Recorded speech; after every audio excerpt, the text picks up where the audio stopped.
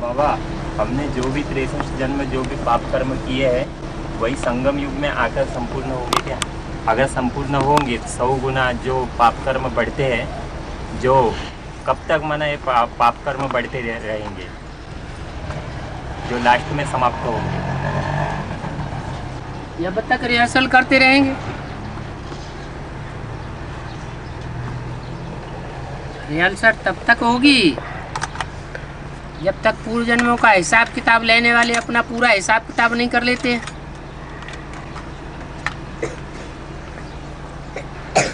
बाबा, ये ऐसा होता है कि शूटिंग है तो ब्रांड ड्रामा में ये होता है कहते हैं, तो फिर ये भी कहते हैं कि ये चुकता करने का भी युग है, जो वहाँ किया तो वहाँ ये चुकता होगा। एक ही तो बात हुई। परस परस दोनों यानी चाहे तो मतलब फिल्म भी यहाँ बनती है और शूटिंग भी यहाँ हो रही है और चुकता भी यहीं हो रहा है। तो पूर्व जन्मों के हिसाब से देखेंगे तो चुकतू हो रहा है, भविष्य के लिए देखेंगे तो शूटिंग हो रही है।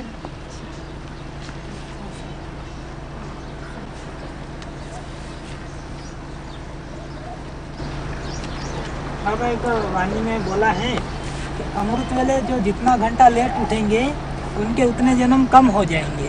तो बेहद का अमृत वेले के लिए बोला है या हद के अमृत वेले के लिए बोला है बाबा? जो हद के लिए लागू होता है वो बेहद के लिए भी लागू होता है। तो कब से गिनेंगे बाबा? जब से ज्ञान में आए। नहीं, अमृत वेला यानी जैसे जब से शुरू होता है 1 बजे से, तब से 1 घंटा लेट होंगे तो 1 जन्म कम होगा, या अमृत वेला खत्म होने के बाद 1 घंटा लेट होंगे तो? ये तो हर एक की अपनी अपनी याद करने की मादा की बात है। कोई सुबह 4 बजे उठेंगे और 4 बजे उठकर भी बहुत अच्छी स्टेज बना लेंगे तो उनका उतना ही बन जाएगा जो 1 बजे उठ के बैठा है और अवस्था अच्छी नहीं बना पाता है।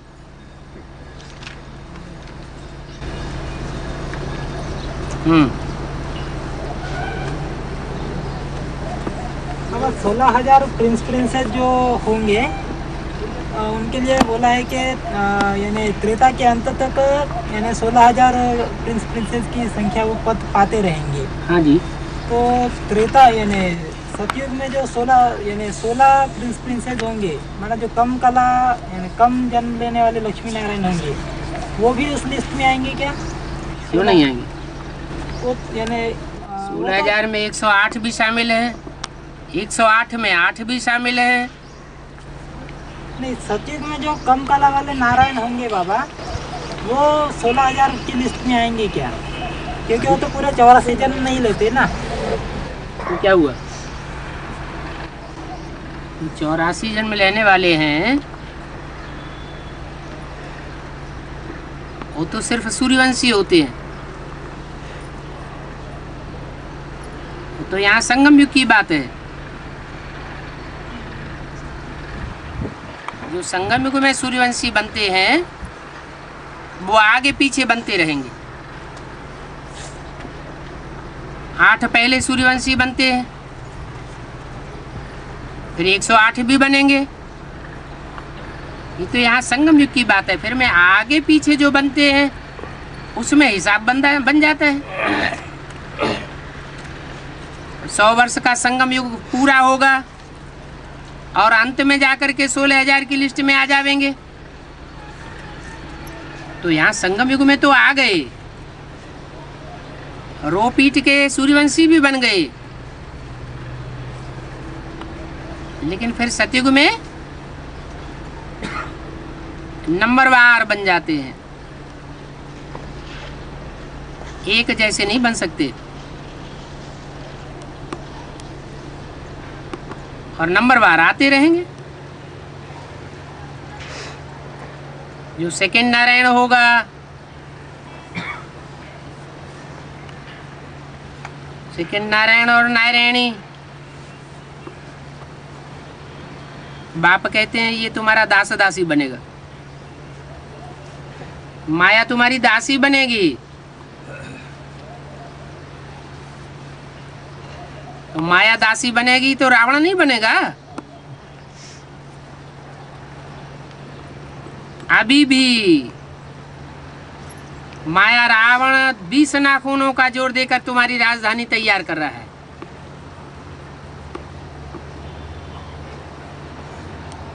और राजधानी का सुख उसे नहीं मिलेगा, तुमको मिलेगा। और बाबा संगम युग में जब बाबा आते है संगम युग में जब भगवान आते हैं तो भगवान की भाषा हिंदी होती है। फिर ये द्वापर युग से जो अनेक भाषाएं निकली है वो कहाँ से निकली है? अभी ब्राह्मणों की दुनिया में कोई तो बाप की भाषा ही बोलते हैं, जो बाप ने बोला सो ही बोलेंगे। लेकिन कोई कोई ऐसे हैं जो बाप ने नहीं बोला है वो ही बातें बोलेंगे। जैसे बाप ने कभी नहीं बोला कि ब्रह्मा पार्टी होती है, विष्णु पार्टी होती है, शंकर पार्टी होती है। बाप तो कहते हैं ये तीनों बाप के बच्चे हैं, पार्टी बाजी की बात ही नहीं। लेकिन उनको कितना भी समझाओ वो अपनी भाषा को बदलेंगे नहीं। ऐसे ही यहाँ ब्राह्मणों की संगम युग की दुनिया में जिन्होंने अपनी अपनी भाषा चलाई है वो वहाँ भी अपनी भाषा चलावेंगे और उनके फॉलोअर्स उनकी भाषा को ही फॉलो करेंगे। और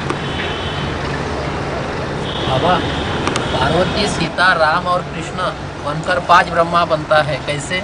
है पार्वती सीता राम और कृष्ण, द्रौपदी और राम कृष्ण, ऐसे 5 आत्मा बनकर 5 ब्रह्मा बनता है, कैसे? विष्णु को 4 भुजाएं दिखाई है। ब्रह्मा के साथ सरस्वती और शंकर के साथ पार्वती, और बीच में एक और रह गया।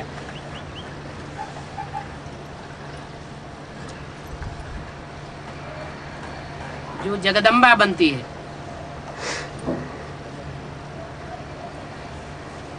आदि में भी थी, अंत में भी प्रत्यक्ष होगी।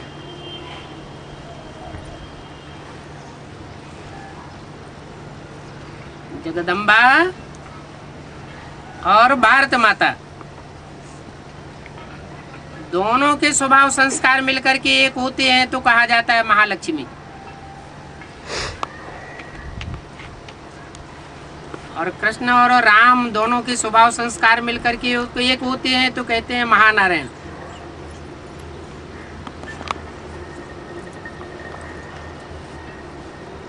संगयुग में कृष्ण के अंतिम चोले का नाम पड़ता है ब्रह्मा, और ब्रह्मा की सहयोगिनी शक्ति का नाम पड़ता है सरस्वती। तो ये 5 आत्माएं हो जाती। 4 आत्माएं हैं भुजा के रूप में सहयोगी, और एक आत्मा है चारों भुजाओं को चलाने वाली, सरपरस्त। भुजाएं अपने आप काम नहीं करती हैं, भुजाओं को चलाने वाला चाहिए।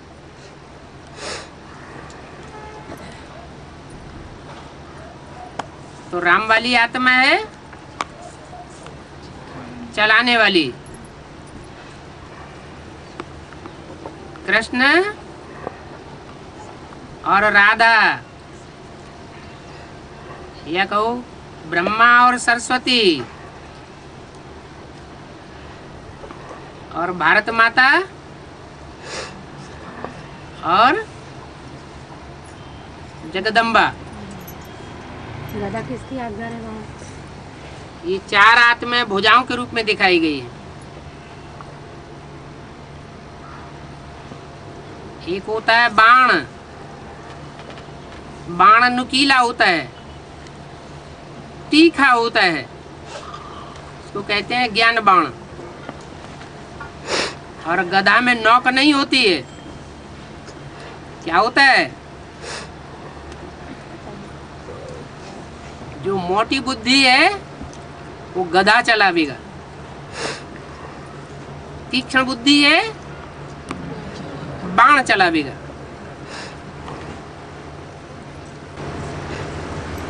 और बाबा ब्रह्मा वैष्णो देवी को ब्रह्मा सो विष्णु कहा जाता है। ब्रह्मा को वैष्णो देवी हाँ जी ब्रह्मा से विष्णु बनती है। हाँ जी फिर बाबा बोलते कि तो वो तो जिसमें मैं प्रवेश करूँ उसको ब्रह्मा कहा जाता है। हाँ। तो उसमें प्रवेशता की बात तो नहीं बताती। विष्णु में थोड़े ही प्रवेश करते हैं, ब्रह्मा में प्रवेश करते हैं। ब्रह्मा में प्रवेश करते हैं। तो चार है ब्रह्मा, एक में प्रवेश नहीं करते हैं, लेकिन उसमें वो संपन्नता की स्टेज दिखाई जाती है, संपूर्णता जिसे कहते हैं विष्णु।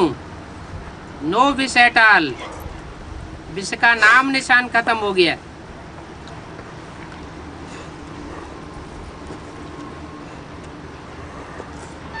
इसलिए ब्रह्मा संपन्न स्टेज में पहुंचता है तो विष्णु के समान बन जाता है। ब्रह्मा है नीची स्टेज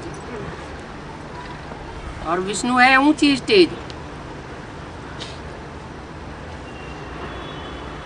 और शंकर है ईश्वरीय स्टेज। ईश्वर बाप आकर के ब्रह्मा पतित को पावन देवता विष्णु बनाते हैं।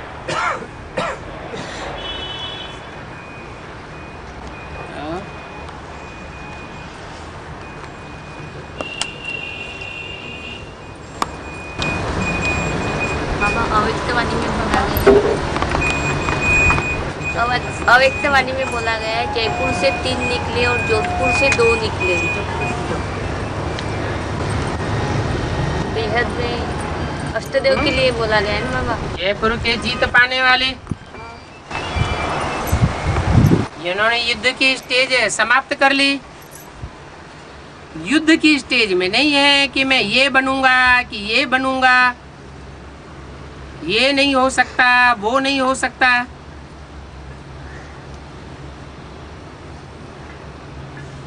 निश्चय बुद्धि बने पड़े हैं, सीट पर सेटल हो गए और 2 युद्ध की स्टेज में है। योगिनी और योगेश्वर के लिए 2 सीट बोली गई बाबा ने। योगिनी और योगेश्वर हाँ जी। तीसरा प्रत्यक्ष तीसरी सीट नहीं, तीसरी सीट के लिए कुछ बताया नहीं। हो जाएगा, टाइम अभी आया हुआ है।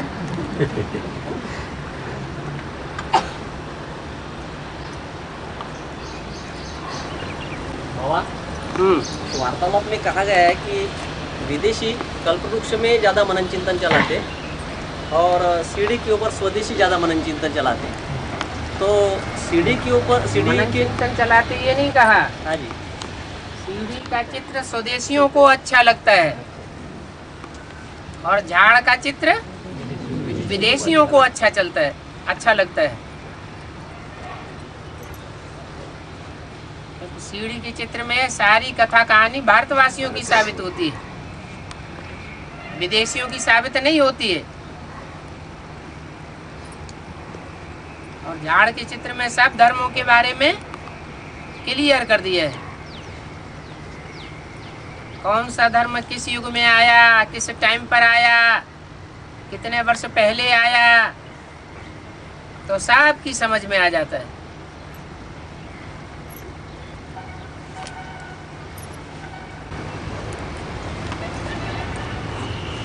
बाबा वो सृष्टि चक्र के चित्र में ब्रह्मा सरस्वती को आत्माओं के साथ में ऊपर जाते हुए दिखा है और कल्पवृक्ष में शंकर जी के साथ दिखाया गया है।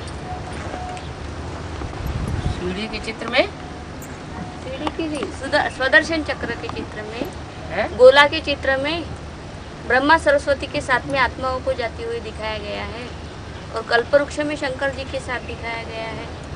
अब चाहे ब्रह्मा की सोलो हो, चाहे राम की सोलो हो, राम के द्वारा कृष्ण का जन्म होगा सतयुग में, तो बुद्धरूपी क्षेत्र से दोनों साथ साथ ही परम धाम जावेंगे। और साथ साथ ही दोनों का जन्म होगा, एक का बच्चे के रूप में और एक का बाप के रूप में प्रत्यक्षता रूपी जन्म होगा। तो चाहे झाड़ का चित्र हो चाहे गोले का चित्र हो, बात तो एक ही है। ब्रह्मा सरस्वती जगत पिता जगत माता के रूप में बैठे हुए दिखाए गए हैं, क्योंकि उस समय जगत पिता और जगत माता क्लियर नहीं थे, इसलिए ब्रह्मा सरस्वती का चित्र दिखाई दिया है। झाड़ के चित्र में भी ब्रह्मा सरस्वती का चित्र दिखाया गया, वो कोई जगत पिता और जगत माता नहीं है। षष्ठ रूपी वृक्ष के, मनुष्य षष्ठ रूपी वृक्ष के बीज नहीं है। ऐसे नहीं कि ब्रह्मा बीज है, वो तो जगत पिता को समझाने के लिए ब्रह्मा का चित्र रखा हुआ है। ये पिता है और ये माता है। वास्तव में समझना चाहिए राम और कृष्ण की आत्माओं को। ये माता का पार्ट बजाने वाली, ये पिता का पार्ट बजाने वाला।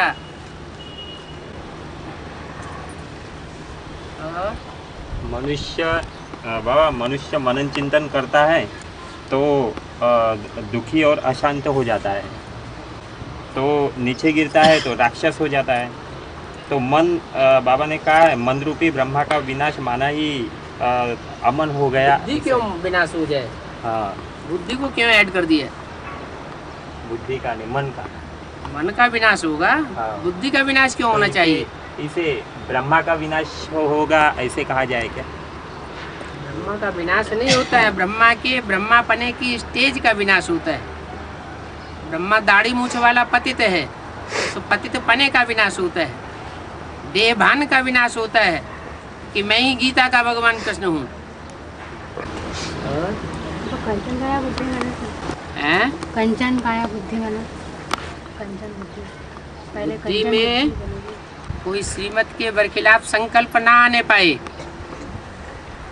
जो भी संकल्प आए वो बुद्धि रूपी तराजू में फैसला किया जाए कि ये संकल्प करना है, ये संकल्प नहीं करना है। ये संकल्प श्रीमत के अनुकूल है और ये संकल्प मनुष्य मत के अनुकूल है, श्रीमत के विपरीत है। ऐसा बुद्धि रूपी तराजू में फैसला करके फिर संकल्प किया जाए। धीरे धीरे प्रैक्टिस करते करते सारे ही संकल्प श्रीमत के अनुकूल चलें, कोई भी श्रीमत के बरखिलाफ न चले, तो उसको कहेंगे मन मना भव, मेरे मन में समा गया। जो मेरे मन में संकल्प चलता है वही तेरे मन में संकल्प चले। जो बाप का संकल्प सोई बच्चे का संकल्प। वो भक्ति मार्ग में चाहे देवी हो या देवता के बाल खुले से दिखाते हैं चित्र में। बाल कहते हैं ज्ञान के केस। ज्ञान के केस उलझ जाते हैं तो जटाएं बन जाती हैं। जैसे बहुत से साधु सन्यासियों की जटाएं देखी होंगी, उल्ली हुई जटाएं, जटिल कहते हैं। तो ज्ञान जटिल हो जाता है और केस सुलझे हुए हों तो जैसे सारा ज्ञान सुलझ गया, कंघी करने की भी दरकार नहीं।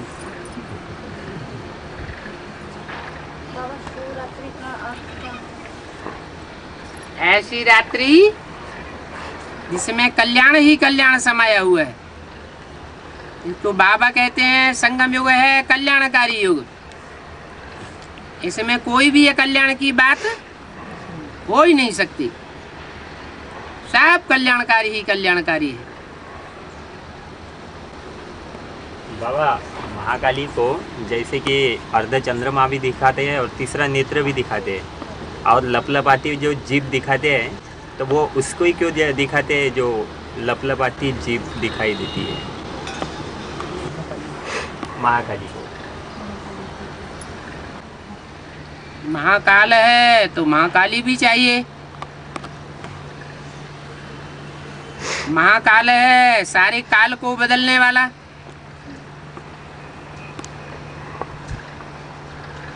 सबको काल के गाल में डालने वाला,